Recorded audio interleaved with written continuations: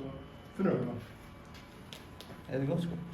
Þannig erum við með nýju Cryo-Push græðin okkar sem kæli og fyrstu meðferð. Ég ætla að fara aðeins yfir græðin í dag. Það sem ég ætla að byrja á að gera að stinga græðin í samband, hérna.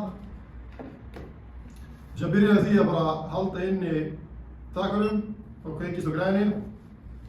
Síðan ætla ég að tengja þessa slöngu hérna við græðina.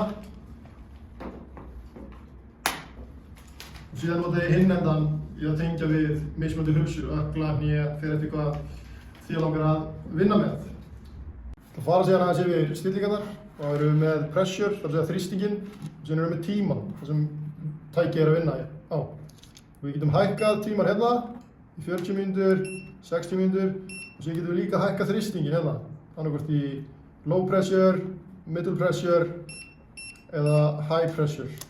Við mælum með og byrjar alltaf í low og síðan bara hækkar ég aftur þétt. Síðan ætlum ég að fara yfir hvernig við fyllum tækið af vatni á klökum. Byrjum á því að taka þetta hérna af. Síðan sjáum við að það er hægt að fylla vatn og klaka í. Og byrjum að setja vatnið, síðan setjum við klaka í.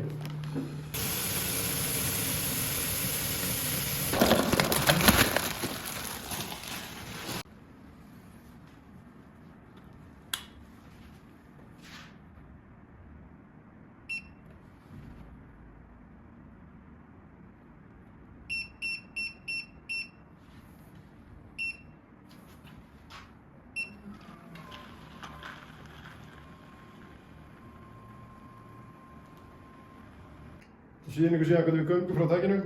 Þegar tíminn er búinn eða þið viljið ekki vera lengur í tækinu, þá hittir bara á stopp. Síðan slökkum við hérna á græðinni. Eftir það tek ég slönguna úr sambandi við hulsuna hérna. Við erum búin að aftengja allt saman, þá tökum við þennan gæja sem fylgir með græðinni. Setjum hann hérna í. Síðan ætlum við að hella úr hulsunni. Það er mjög mikilvægt að tæma alveg úr hulsunni, öllu vatninu úr.